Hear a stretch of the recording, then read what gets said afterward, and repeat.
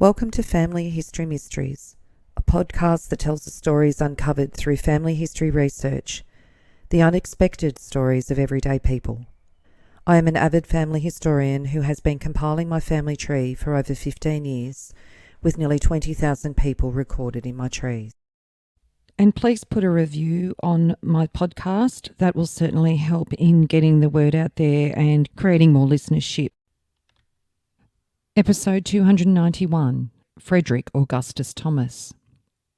Frederick Thomas was jailed for 3 years with hard labour for embezzling his employers of £13,000 over nearly 20 years.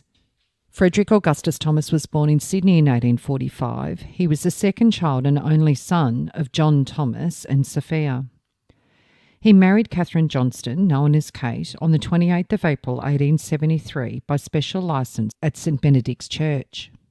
Kate was the third daughter of the late Matthew Johnston, a convict, and Catherine White, who were both Irish. Kate was 9 years younger than Frederick. On the 19th of October 1882, in the Melbourne Argus, it stated that Mr. Frederick Augustus Thomas was an appointed member of the Sydney Museum. On the 5th of June 1889 in the Sydney Morning Herald, it said that Frederick Augustus Thomas, Edward Mitchell Ebsworth and George Frederick Want had been appointed trustees for a 2-acre reserve on the north shore of Botany Bay. They were referred to as gentlemen in this article. On the 15th of January 1894 in the Sydney Evening News, Frederick Augustus Thomas, accountant in the shipping firm of Lorimer, Rome and Company, was arrested on Saturday afternoon on a charge of embezzlement and appeared before the Water Police Court this morning.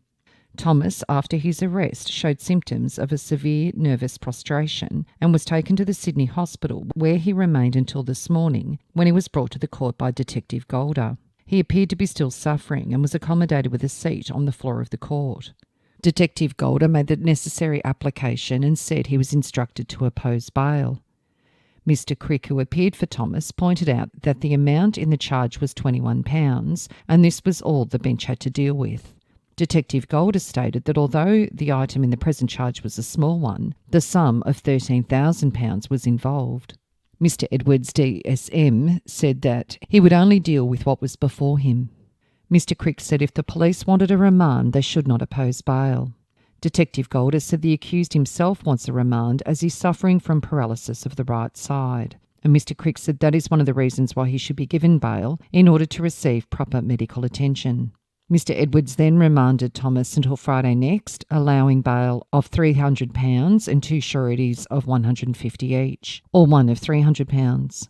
The charge on which Thomas was arrested was that on the 4th of August 1893 he embezzled the sum of £21, the money of his employers, H.R. Smith, Thomas Lorimer, James W. Lorimer and Charles Lorimer, trading as Lorimer, Rowe and Company. On the 16th of January 1894 in the Gympie Times, the Mira River Mining Advocate of Queensland reported from Sydney that the rumours as to the defalcations by an employee of Lorimer, Rome and Company of Sydney culminated on Saturday with the arrest of Frederick Augustus Thomas, bookkeeper for the firm, and a man well known in the city and in yachting and swimming circles. Thomas had been connected with several scientific societies and was a member of the Fisheries Commission. He recently suffered from ill health, and it is believed that mental worry is largely the cause. The peculations have extended over a period of 25 years to an amount of nearly £13,000. It is reported that his system of robbery was to alter the totals of the columns in the cash book and manipulate the books, never taking such large amounts as to attract attention. Implicit trust was relied on him by his employers, and consequently his work was not audited. It is stated that the bulk of the money has gone into racing speculations. At present, the only charge against him is of stealing a small sum. And the next day in the Brisbane Telegraph, a Sydney sensation, extensive embezzlement, arrest of a well-known man. Thomas had occupied a high position in the firm for over 25 years and was a trusted employee. Recently it was discovered when an exhaustive examination was made of the books, the accounts were not correct. This resulted in the sensational disclosure that defalcations existed to the extent of £13,000. The irregularities in the books dated as far back as 1876, and so skillfully were they hidden that nothing was suspected until a week ago. The accused had complete control of the financial transactions of the company, and so implicit was the faith reposed on him that his statements and balances were always accepted as correct. The practice alleged to have been adopted by the accused was to appropriate the cash, falsify the books and documents, so to leave no trace of the missing money. When the discovery was made by the firm, Thomas, it is said, confessed to have defrauded them and gave every assistance at putting matters on a clear footing. His statement showed the amount involved is within a few shillings of £13,000. He knew exactly what the shortage in the accounts were and made no attempt to conceal anything connected with it. Thomas was in the employ of the firm before the present managing partner, Mr. Smith, connected with it. The business was then carried on under the style of Lorimer, Marwood and Rome, and in 1884 Mr. Smith joined. Mr. Rome at that time retired. Mr. Smith managed the Sydney business but left the whole of the detailed financial work to Thomas. Rumours of the fraud have been current in the city for some days, and the arrest was expected hourly. The firm did not issue a warrant, and Detective Golder, who with Detective Roach was told off to inquire into the matter, and made the arrest on Saturday, on instructions without a warrant. He took Thomas into custody in Castlereagh Street and drove him in a cab to the Water Police Station, where he was placed in a cell, charged with embezzling £29. This was merely a formal charge. The accused will be subsequently presented and charged with the general deficiency upon his own confession. Thomas was very much surprised at his arrest and was in an exceedingly nervous state when put in the cell. He walked up and down for hours, and yesterday afternoon he was taken ill. Police had him examined by Dr. Taylor, the acting government medical officer, and Dr. McCullough, who advised his removal from the cell and conveyed him to the Sydney hospital. The accused was very well and popularly known in Sydney. He has for some years been a prominent figure in sailing and other sporting circles. He resides in Botany with his wife and family, where he has erected a handsome dwelling. 10 days later, the Bathurst National Advocate reported that Frederick Augustus Thomas, charged with embezzlement, is still confined to bed in hospital. It took till the 15th of February for Frederick Augustus Thomas to be called again into the Water Police Court. The Sydney Australian Star reported on it, saying Frederick Augustus Thomas completely broken down, a pitiful scene in the court. When the name of Frederick Augustus Thomas was called at the Water Police Court this morning, Mr. Marr of Crickenmar intimated that his client was outside in a cab and assistance would be required to bring him into the court. Mr. Addison, the magistrate, said, "Well, I think you might fairly have another remand. Is the man still ill?" Mr. Mars said, "Well, your worship, he's just about able to appear before the court, and that's all. The man should be in bed." Senior Constable Wallace of the Water Police then appeared, carrying Thomas in his arms. The unfortunate man was unable to stand and had to be placed upon a chair. His hands trembled like an aspen leaf, and his frame shook from head to foot. The man is almost a complete wreck, and was certainly this morning not fit to be out of his room. Mr. Addison, on seeing the man, said that he was not fit to remain in court, and on Mr. Marr making an application for a further remand of 1 week, he granted it, allowing bail as before. Sergeant Wallace then carried the old man to his cab, and he was again removed to his home. And a week later in the Sydney Australian Star, the name of Frederick Augustus Thomas was again called at the Water Police Court this morning to answer the charge preferred against him of embezzling monies of his employers. Mr. Marr appeared for Thomas and stated that his client was unable to appear, and the following certificate was given from Thomas's medical advisor. 21st of February 1894, Arncliffe. I have this day examined Mr. F. Thomas of Arncliffe. He's suffering from a complication of diseases and in my opinion is unable to leave his room. I am of the opinion that the weekly postponement of his case is prejudicial to his health, as his nervous system gives way as the day approaches. I'm of the opinion that his condition would much improve if he had no mental worry for a month. Under these circumstances, Mr. Marr would ask for another remand for a week. Mr. McLaughlin for the prosecution said that while consenting to a remand he did not wish to be severe or unkind when he said that he thought the case should have gone on last Thursday when Thomas was present. He had been remanded now for nearly 2 months, and he thought the best course would be to have a preliminary inquiry at the police court concluded, and then Thomas would have a month or 2 to recoup his strength whilst under committal.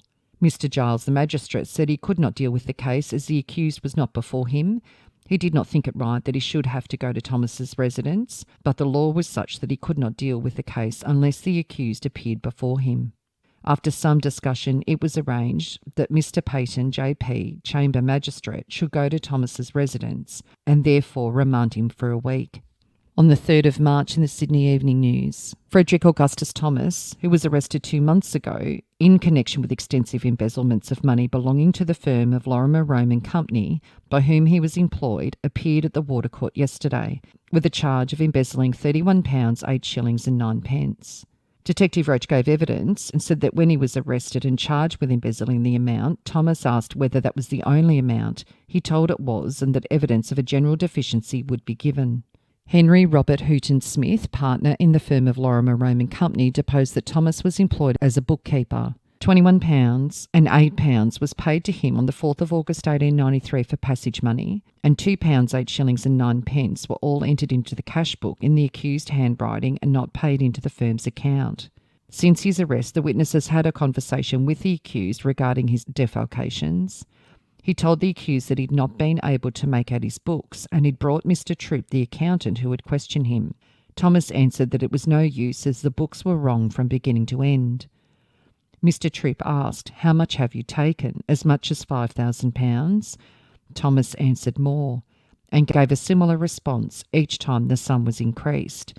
When £10,000 was reached, Thomas stated an amount which witness did not recollect, but it was between £12,000 and £13,000.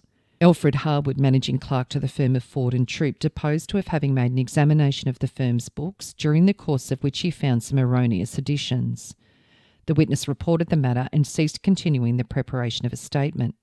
Subsequently, Mr. Troop, in witness's presence, asked the accused what his defalcations were, and he told them to turn to the end of the ledger where they would find some pencillings. They were barely discernible, but by means of a magnifying glass, the figure of £12,779, 17 shillings and 10 pence were discovered. Thomas said this was the total amount. This concluded the evidence, and Thomas had nothing to say and was committed for trial in April in the criminal court. Frederick Thomas pled guilty, and he broke down completely on being brought before the court. The accused, who is still in very bad health, was carried into court from a cab by the police and placed in a chair. For some time he remained composed, but broke down somewhat during the judge's remarks. Mr. Marr having intimated that he wished to call evidence of character, His Honour asked the Crown Prosecutor where he would admit that, so far as was known, the prisoner had hitherto been born of a good character. He would point out that evidence of character had little effect on his mind in passing sentence. Evidence of character might be very good during a trial, when the question was whether there was guilt or not, but guilt was admitted and clearly proven. It seems a very small reason for mitigating sentence, merely because a person's character had been known to be what it afterwards was proved to be by the commission of crime. Mr. Marr then called his evidence and addressed His Honour in the mitigation of sentence. Before the trial he urged the prisoner was a strong man, but since the prosecution began he had simply become a physical wreck. His Honour said the prisoner was charged with embezzling the sum of £30-odd, but when he read the depositions, he found that the accused had admitted embezzling altogether between £12,000 and £13,000. Why the prisoner had not been charged with a further deficiency he did not know, unless it was that his employers were unwilling to lay him open to greater punishment. It only showed that the evidence of character must simply go to the winds as being worthless. Taking all of the circumstances into consideration, including the prisoner's feeble state of health, he could not pass a sentence less than 3 years hard labour in Darlinghurst Jail. On the 8th of April 1896, so 2 years after he was convicted, under the Criminal Law Amendment Act of 1883, Frederick Augustus Thomas was free from jail. On the 9th of September 1909, in the Sydney Daily Telegraph, any person knowing of the whereabouts of Frederick Augustus Thomas, accountant, and Catherine his wife, or Henry Unwin Thomas, their son, is requested to communicate with Robson and Coleshaw, solicitors of Sydney. Frederick died on the 4th of January 1914 at Haberfield, and Catherine died on the 15th of November 1923, aged 69, in Petersham, New South Wales. Now a little on their children. Their firstborn, Frederick John Reginald Thomas, was born on the 9th of April 1874 in Redfern.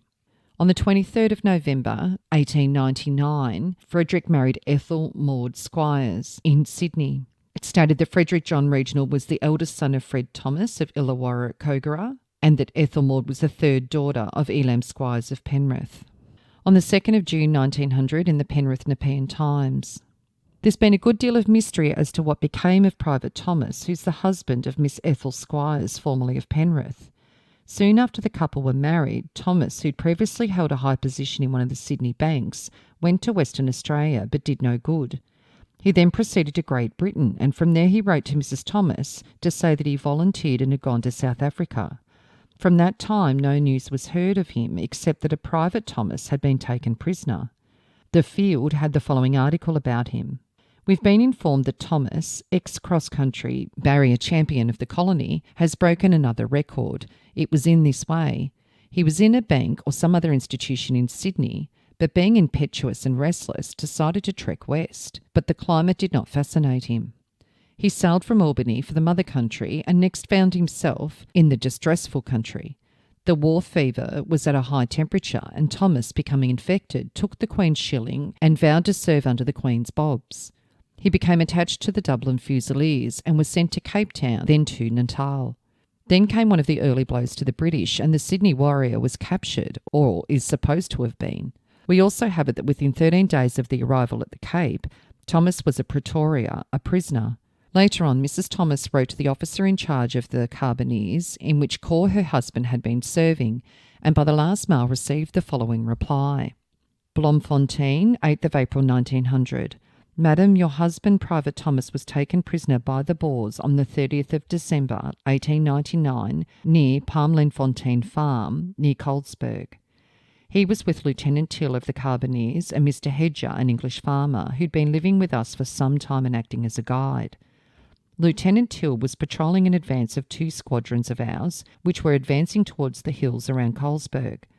On getting near Palmlenfontein Farm, which belongs to Mr. Hedger but was in the hands of the Boers, the party must have desired to visit the farm. Some Boers were on a small kopje near and must have been watching the party, for as they were approaching, the Boers fired. It appears that Mr. Hedger's horse fell, for it came back to our people, and the others probably stopped to assist him and were captured. None of the party were hit or hurt in any way. We have heard indirectly of Lieutenant Till several times. For instance, he was confined here until we took the place. Just before that, he was removed to Pretoria. I think you need to be under no anxiety about your husband. As I understand, the Boers treat their prisoners very well. If I can give you any further information, please apply to me. I am glad to add that your husband is very well spoken of by all of the officers, who are very sorry he was taken. I am yours truly, A. Sprott, Major commanding the Carboneers. On the 6th of September 1905 in the Sydney Evening News, Ethel Maud Thomas, formerly Squires, applied for a divorce from Frederick John Reginald Thomas on the grounds of adultery and desertion. The petitioner, for whom Mr. McManamy appeared, deposed to have married the respondent, who was a bank clerk, in November 1898 at the Holy Trinity Church in Sydney. Because his salary as a bank clerk was under £200 when he was married, the bank dispensed with his services.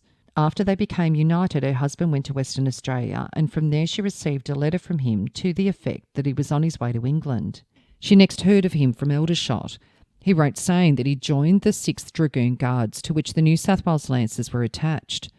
From South Africa, she next received a letter from him, and later she was informed that he had been invalided at home. Then she got a letter from him from Devon, and subsequently one addressed by him from Bangalore, southern India. All her letters to him were affectionate, and she asked him to return to her. He was at present in Sydney. Evidence was also given in regard to respondent having committed bigamy by marrying Gladys Charlotte Gibson in India. Gladys Gibson was only 17 when she married Frederick. He was 12 years older than her. She was born in India and later married Hugh Campbell Frederick Dawes in Bombay, India, on the 17th of May 1913. She died in Kensington, London in 1976 at the age of 89. Ethel went on to marry Alan McDougall in June 1908 in Sydney. They had a daughter in 1910 and Ethel died in 1960 at the age of 85. On the 15th of November 1911, in the New South Wales Government Gazette, under the Department of Public Works, it says that they had approved the appointment of Frederick John Reginald Thomas as a clerk at the Record Branch. And Frederick died on the 22nd of February 1956 in North Sydney at the age of 81. The next son was Henry Unwin Thomas, who was born in 1876 in Redfern, New South Wales. On the 11th of July 1900, in the New South Wales Police Gazette, Henry Unwin Thomas, 24, charged with obtaining money by means of valueless cheques from Mr. Ludgater Taylor of Oxford Street, has been arrested. It then adds that he was discharged with no prosecution. However, on the 18th of February 1902, in the Bathurst Free Press and Mining Journal, from Sydney, Henry Unwin Thomas has been committed for trial on an alleged charge of embezzling £30 from his employer, Carter & Co. Merchants. The examinations of the firm's books show a shortage of £500. So like father, like son. On the 18th of February 1902 in the Maitland Daily Mercury, it stated that Henry Unwin Thomas, aged 25, was brought before the court. Evidence for the prosecution was to the effect that the accused was manager of the agency department. Part of his duty was to sell goods and receive payment. He had not, however, accounted for the amounts mentioned.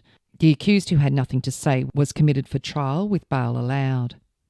And on the same day in the Sydney Australian Star, Henry Unwin Thomas, described as a commercial traveller, was charged, being the servant to Harold Richard Carter. He embezzled £7 on the 31st of August, and within 6 months of committing that offence, on September the 10th, took into his possession £22 and 8 shillings and fraudulently embezzled the said money. Senior Constable Bennett stated he arrested the accused on the Canterbury racecourse. Harold Carter stated that he was the son of H.R. Carter, carrying on a business, H.R. Carter and Company. The accused was engaged as a manager of the indent department and a salesman. Witness produced receipts for £7 and £23 8 shillings. The accused had not accounted for the money in the book, and the receipted accounts produced were in the accused's handwriting. William Bishop, accountant for Carter and Company, stated that he'd made an examination of the books, and so far as he had gone to the defalcations, it totalled to £500. The accused made a statement of confession and signed it. The accused had nothing to say and was committed for trial.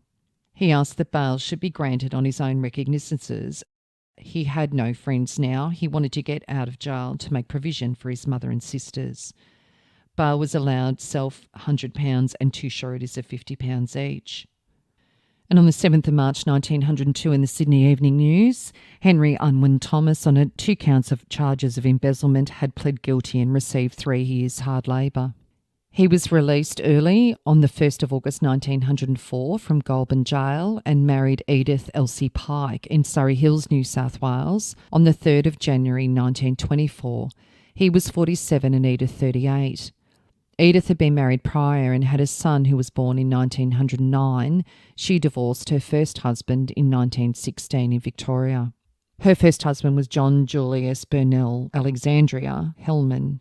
In her divorce papers from her first husband, Edith states that after their marriage they lived together at Trangie in New South Wales for 3 months. Her husband was a traveller and was away from home frequently. We therefore agreed to live in Sydney as I was left too much alone. We lodged with my sister at Cobra in Sydney as it was useless for us to keep a home owing to his continued absence. While we were there, he began to neglect me, but sent me money pretty regularly until about the month of May 1909. His payments then ceased and he kept away from me. I'd found that he'd gone to Brisbane with a woman named Dorothy Pountney. They were living together as man and wife in a luxurious manner in a furnished house. He was alleged to have sold furniture in such house belonging to another person and was arrested. I thus discovered his whereabouts. I went to Brisbane and saw him, and he admitted to me that he had been living with the woman Pountney as his wife, and the fact was disclosed in the case. He was acquitted. He promised to give me an allowance of 30 shillings per week for myself and my child. He paid for a time and then went to Townsville. Whilst he was at Cairns, he met a woman named Rosa Kelly and took her away from there to Sydney, where they lived together as man and wife. He ceased to pay the allowance and only gave me 10 shillings in 3 months. I traced him to Melbourne and threatened to issue a warrant against him. Under my pressure and the pressure of his employers, he was forced to continue his allowance, and I've received from the office of his employer a sum of 30 shillings per week, which was deducted from his salary. About a month ago, the amount was increased to 35 shillings per week by agreement. I interviewed the respondent and the woman Kelly in Melbourne, where they were living together as man and wife in St Kilda. They both admitted the fact to me. I tried to persuade her to leave him, but she refused at the time to do so. I believe that she's now left him after being with him for some years. I have not instituted proceedings sooner, as I had no means, and I shrank from publicity and was frightened my husband would not support me and the child. Poor Edith, as on the 6th of February 1929, so 5 years after she married Henry Unwin Thomas. He features in the New South Wales Police Gazette. In Sydney, a warrant has been issued by the Children's Court Bench for the arrest of Henry Unwin Thomas, charged with wife desertion. He's 50 years of age, 5 foot high, stout build, dark complexion, grey hair, brown eyes and grey moustache, a salesman lately employed by T.M. Burke of Sydney. Complainant Elsie Edith Thomas of Woolwich. On the 14th of March 1929 in the Sydney Daily Telegraph, Henry Unwin Thomas, 52, sales manager, was charged at the North Sydney Court yesterday with bigamy. Sergeant Clark announced the police had no evidence to offer and the defendant was discharged. Police said the alleged marriages took place in 1906 and 1924, but the first was so long ago that the clergyman or witnesses could not be found. On the 10th of April 1929 in the New South Wales Police Gazette, Henry Unwin Thomas, charged on warrant with wife desertion, has been arrested by the Sydney Police and ordered to pay £2 per week for the support of his wife. And after that point, Henry Unwin Thomas disappears into thin air. Arthur James Thomas was born in 1878 in Sydney. On the 13th of December 1913 at the Holy Trinity Church at Dulwich Hill, he married May Lappin, the youngest daughter of John Lappin, late cashier of H.M. Customs in Sydney. Arthur died on the 22nd of July 1947 at St Vincent's Hospital. Daisy Lillian Thomas, born in 1881, she married Hugh Kennedy in 1906 in Burwood, New South Wales. They had a daughter, Elsa, in February 1910. Daisy died in 1931 in North Sydney, aged 51. Kate Thomas, known as Kit, born in Waterloo on the 13th of September 1884. And Gladys Edith Thomas, born in 1889 in New South Wales. She was known as Madge and died in 1942 in Manly, aged 53. She did not marry. If you are interested in sharing your story on my podcast, Family History Mysteries, please go to my Facebook page and send me a message. If you would like some assistance in filling in the gaps in your family tree to see what mysteries you solve, please get in touch. And don't forget, you can have early access to episodes by subscribing, and you'll also gain access to bonus episodes.